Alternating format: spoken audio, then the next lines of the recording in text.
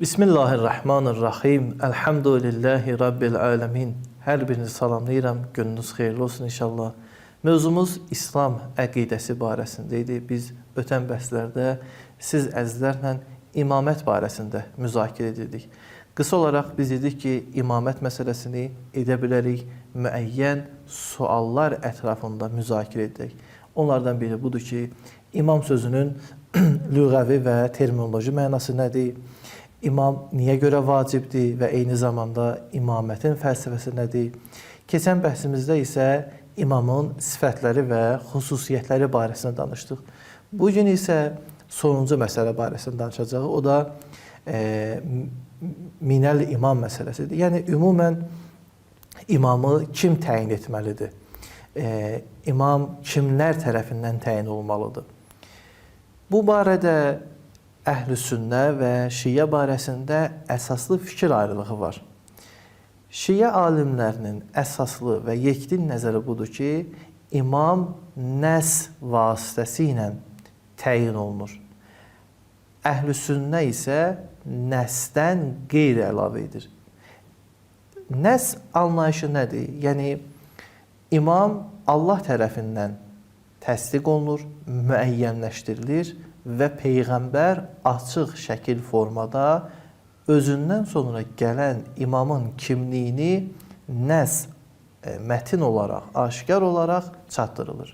Yəni, elə bir formada çatdırır ki, digər insanlar görəsən Peyğəmbər kimi təyin etdi, filan kəsi mi təyin etdi, yoxsa başqa bir şəxsi kimi, bu kimi suallara yer qoymur. Yəni, nəs açıq-aşkar bütün insanlar tərəfindən başa düşülən bir mesajdır, bir çatdırmadır və şiələr bu etiqaddadır ki, Peyğəmbər Allahın izni ilə, yəni Allahın təsdiqi ilə özündən sonra gələn İslam dünyasının xəlifəsi olacaq şəxsi açıq-aşkar hər bir zaman, hər bir məkanda bildirmişdir. Yəni, bu Əli ibn Əbi Talib və ondan sonra gələn onun 11 övladıdır. Amma Əhl-i Sünnə isə deyir, xeyr, heç bir formada Peyğəmbər heç kimi nəs olaraq təyin etməmişdir. İndi imamı kim təyin etməlidir? Yenə bu barədə müxtəlif fikirləri var. Məşhur fikirlərindən biri budur ki, imamın təyin olunması şura tərəfindən gerçəkləşməlidir. Yəni, müəyyən şəxslər bir araya toplanıb, bir şəxsi imam olaraq seçməlidir. Yəni, ümmətin üzərinə buraxılan bir vəzifədir. Məsələn, İbn Kəsir özünün Əl-Bidayə və Nəhəyə əsərində bu məsələni müzakirə edəndən sonra belə deyir ki, mənim dediyimdən bu aydın olur ki, وَظَهَرَ اِنَّ رَسُولَ اللّٰهِ sallallahu aleyhi və aleyhi və səlləm ləm يَنُصَّ عَلَى خِلَافَةِ عَيْنًا لِأَحَدٍ مِنَ النَّاسِ Peyğəmbər özündən sonra xilafət üçün eyni olaraq, yəni müəyyən bir şəxsi insanlar içərisində xilafətə təyin etməmişdir. Yəni, nəs olaraq təyin etməmişdir. Bu istər Əbu Bəkir olsun, kəma qad zəəməhu taifətun min əhl-i sünnə. Yəni, əhl-i sünnə belə zənn edir ki, Əbu Bəkirin barəsində nəs var. Deyir, xeyr, Əbu Bəkirin də barəsində nəs yoxdur. Və eyni zamanda Əli əleyhissalam barəsində nəs yoxdur. Yəni, İbn Kəsirə əsasən nə Əbu Bəkir üçün nəs var, nə də Əli üçün. Eyni zamanda Təftəzani də özünün Şərhul Məqasid fi ilmil kəlam əsərində deyir ki, və nəssu muntəfiun fi haqqı Əbu Bəkir. Əbu Bəkirin haqqında nəs muntəfidir, yəni nəs yoxdur. İndi demək, Əhl-i Sünnənin bir çox alimləri deyir ki, Peyğəmbər açıq-aydın özündən sonra kimin xəlifə olacağını bildirməmişdir. Yəni, heç kimi, yəni istər Əbu Bəkir olsun, istər isə Əli. Lakin bəziləri isə demişlər ki, xeyr, Peyğəmbər bu məsələni öz ümmətinin üzərinə qoymuşdur.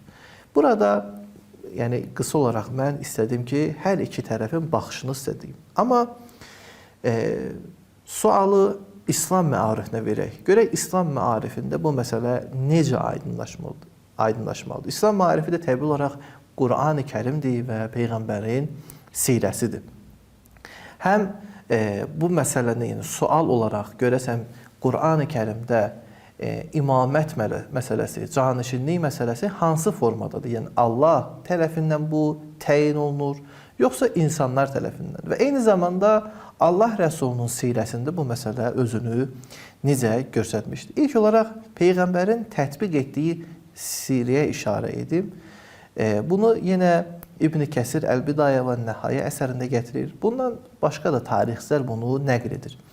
Məsələ budur ki, Bəni Amir qəbiləsindən müəyyən şəxslər gəlir Peyğəmbərin yanına, o dəvətin ilk vaxtlarında.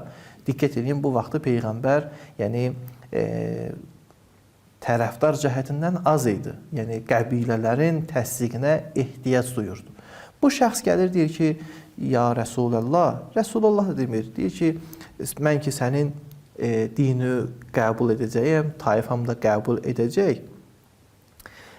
De görüm, əyyəkunu lənə əl-əmru min bə'dik, səndən sonra bu əmir, yəni xilafət məsələsi bizim nəsibimiz olacaq yoxsa yox? Yəni biz tayfaçılıqla gəlirik, sənin dini qəbul edirik, nə edirsən ona təslim oluruq.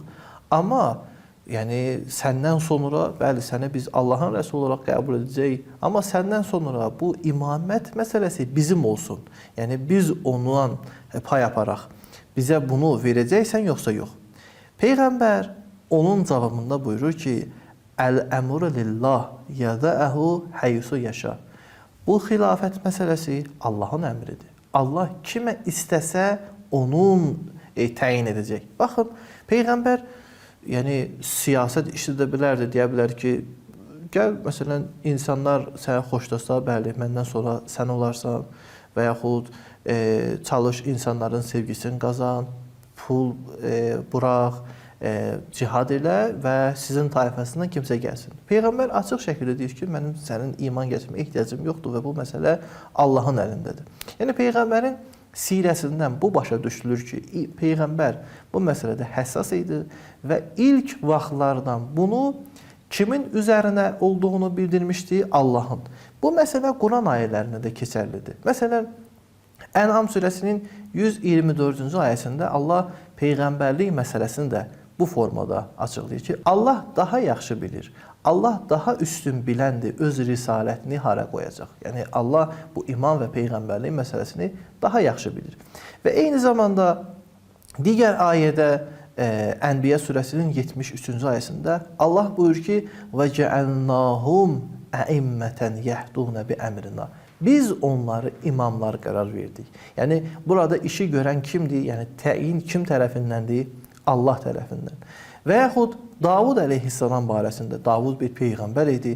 Allah buyurur ki, ya Davud, inna cəəlnəkə xəlifətən fil ərz. Biz səni yer üzərində xəlifə qərar verdik. Fəhkum beynən nas bil haqq. İnsanlar arasında haqla hökm ver. Və yaxud Həzrəti Musa əleyhissalam Allahdan özü üçün vəzir və xəlifə istəyir. Buyurur ki, vəcəlli vəzirən min əhli, mənim əhlimdən mənim üçün vəzir qərar ver. Yəni, bu məsələni Həzrəti Musa bilirdi ki, Allahın əlindədir. Yəni, demək, xilafət və nübüvvət və imamət məsələsi Qur'an-ı Kərimin ədəbiyyatında Allahın əlindədir. Deyə bilərsiniz ki, niyə görə Allahın əlindədir? Baxın, İslamın əsas sözü budur ki, heç bir insana, başqa bir insanın haqqı, səlahiyyəti yoxdur, hər hansı bir hökm versin. Hökm yalnız Allaha məxsusdur. Yəni, heç bir şəxs üçün hər hansı bir qanun, konstitusiya və s. qura bilməz. Bu kimin əlindədir? İslam məarifində Allahın əlindədir. İndi Allah özü bəzən bunu müstəqil olaraq insanlara çatdırır, bəzən müəyyən şəxslər vasitəsilə. Demək, imam, peyğəmbər Allahın yer üzərində o qanunlu dəvət edən, qanunlu çatdıran şəxslərdir. Şiə də bu əsasən deyir ki, peyğəmbərdən sonra bu məsələ kimin üzərindədir? Yenə Allahın. Allah təyin etməlidir ki, bu ümmət kimə tabe olmalı, kimə tabe olmamalı. Peyğəmbər burada sadəcə vasitəçidir. Yəni Peyğəmbər bu Allahın iradəsini insanlara çatdırır. Əvvəldə dediyimiz kimi Əhlüsünnədə bu məsələ barəsində yekdil nəzər yoxdur. Lakin bəzən onlar şura məsələsinə deyirlər ki, bu iş ümmətin üzərinə qoyulub və ümmət şura vasitəsilə çatdırmalıdır. Məsələn, Ali İmran surəsinin 159-cu ayəsinə istinad edirlər ki, Allah buyurur ki, və şaviruhum fil əmr, öz işində məşvərət elə, fəiza əzəmtə fətəvəkkəl əlallah. Elə ki, sən artıq bir qərarı qəbul etdin, Allaha təvəkkül et və bunu yerinə yetir. İndi biz qəbul etsək ki, yaxşı, şuuru ilandır.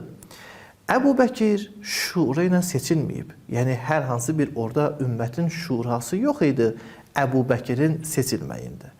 Hətta Ömərin özü də şura tərəfindən seçilməyib.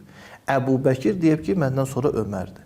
Şura məsələsi sadəcə və sadəcə, yəni o da bir teatr olaraq Ömərin vəfatı dönəmində, yəni Ömərin son vaxtlarında təyin etdiyi 6 nəfər. 6 nəfərdən də bir nəfər, məsələn, Osmanı seçdilər. Yəni, siz bu prinsipi qəbul edəndə Əbu Bəkirin xilafəti sual altına gedir, Ömərin xilafəti sual altına gedir və eyni zamanda indi bir dənə qalır burada Osman. İndi Osmandan sonra Bəni Ümeyyə hara qoyacaqsınız, Əbbasları hara qoyacaqsınız. O biri tərəfdən bu ayə Peyğəmbərə hakim olaraq işarə edir. Yəni, Peyğəmbər cəmiyyətin hakimidir. Hakim şəxsə deyir ki, sən işlərində insanlarla məsləhət və məşvərət edə. Yəni, bu hakimin təyin olunması üçün istifadə olunan ayə deyil. Bəlkə hakim təyin olunandan sonra hakim nə işi görməlidir, ona dəvət edəndir. Yəni, sadə misalını deyək, bu ayə demir ki, gedin hakimi bu formada seçin.